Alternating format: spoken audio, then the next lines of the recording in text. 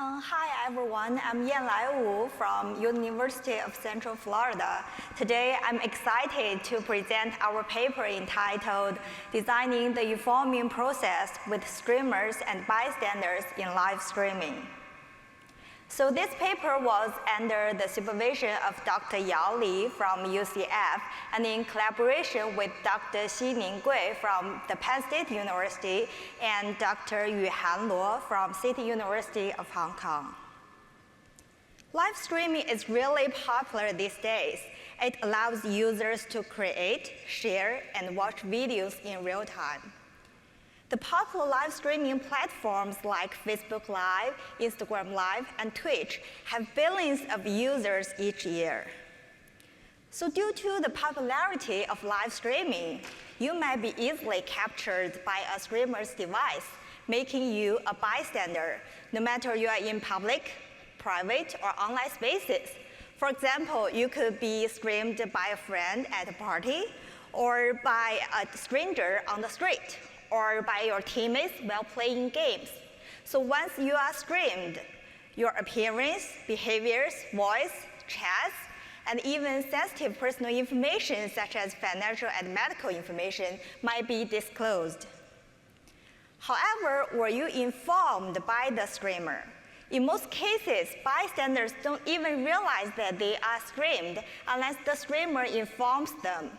Without being informed, bystander privacy would be violated, leading to severe consequences, such as online harassment.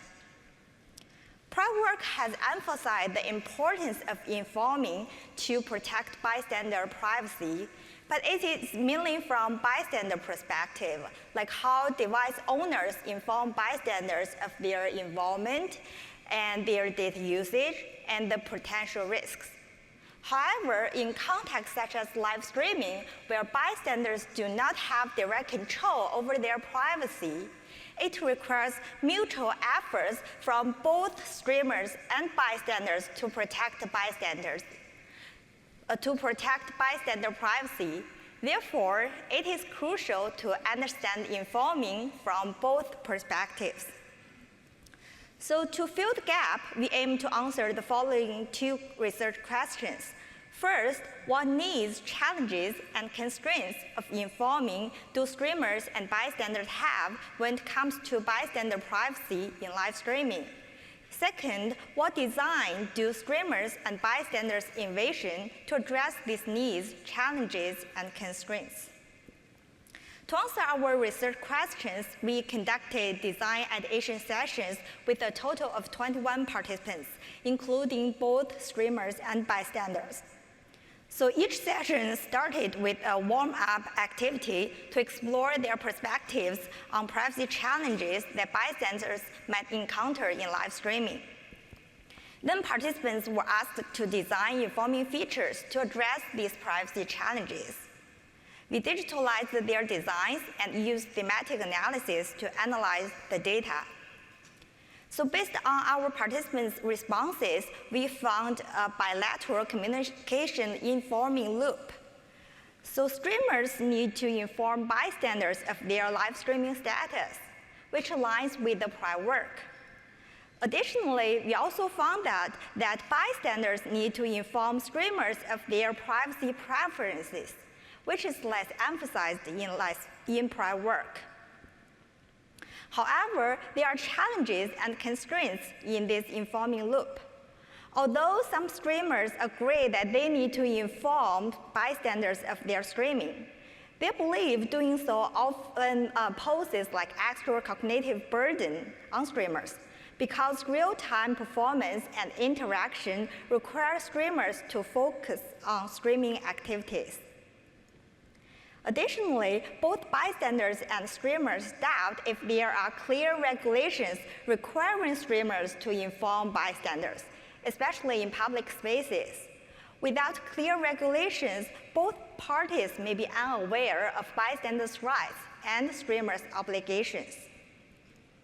Even when streamers want to inform bystanders, they often don't know bystanders or how to contact bystanders, especially the bystanders are unknown to the streamers.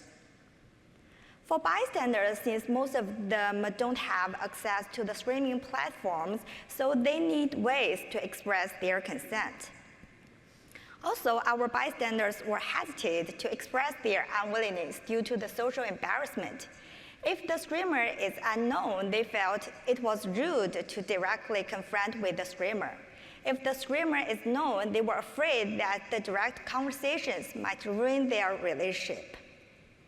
Also, our bystanders hope to know more streaming details besides live streaming status to estimate the reach of the streaming and how their disclosure might be used. For example, they want to know the specific streaming platforms and the devices being used, like the streaming area that may capture them, who are the audience, what is the streaming topic, and also the reasons to involve them as bystanders. So given the needs, challenges, and constraints, what are the streamers and bystanders' desired design solutions regarding informing?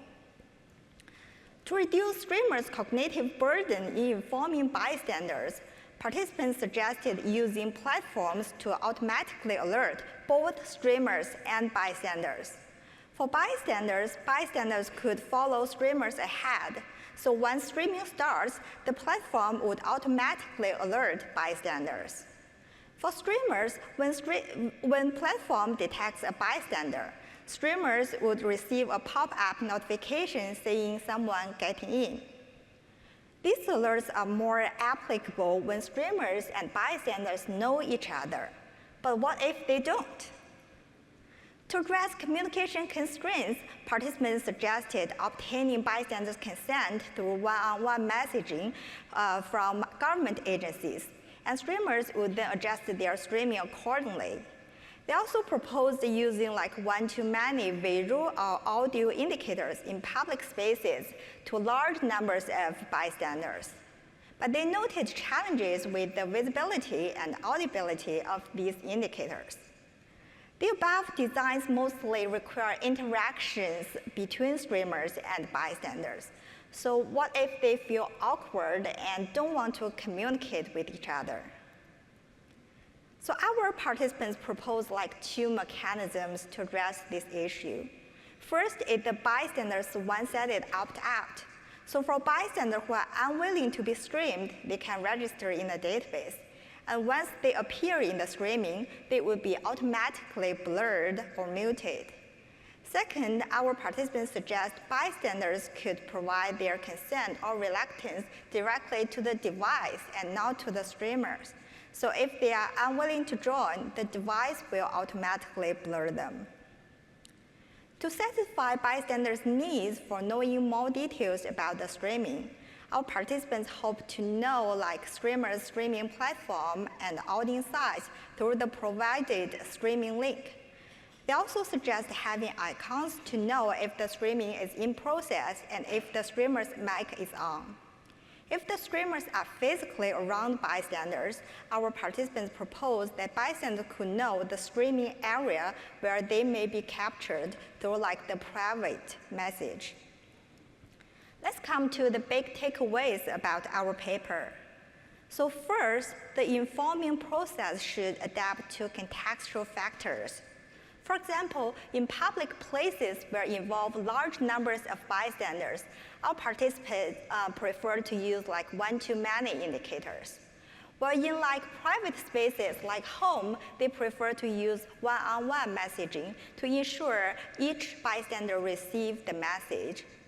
And in case streamers are too busy to realize bystanders, they also propose platform-initiated automatic alerts to assist the streamers to protect bystander privacy.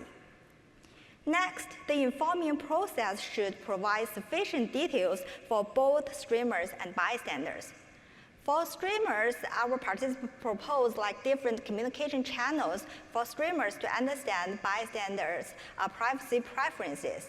And for bystanders, they could know more about streaming details through the streaming link, icons, and also through the private messages between the streamers and bystanders. Finally, the informing design should mediate communication barriers between streamers and bystanders using third parties like platforms or government agencies. For example, our participants suggested using like opt-out database to avoid social embarrassment, and also like send bystanders' consent or reluctance directly to the device and not to the streamer to avoid the streamer's subjective decisions on bystander involvement. So we have focused on the informing process in live streaming, but live streaming is one good example of synchronous information disclosure. There are like other contexts such as IoT, AR, wearable cameras, and so on. So our paper's design principles may implicate on, across these contexts. For example, in public spaces, like bystanders may not know the AR users, so they also need ways to express their consent and know more details about their involvement. And in IoT scenarios, where bystanders and device owners often know each other, so prior work has indicated that social embarrassment can arise. Our principles on reducing embarrassment could help address these issues. I will also be on the job market this fall and excited to discuss any postdoc opportunities that you may have. Thank you so much and happy for the questions.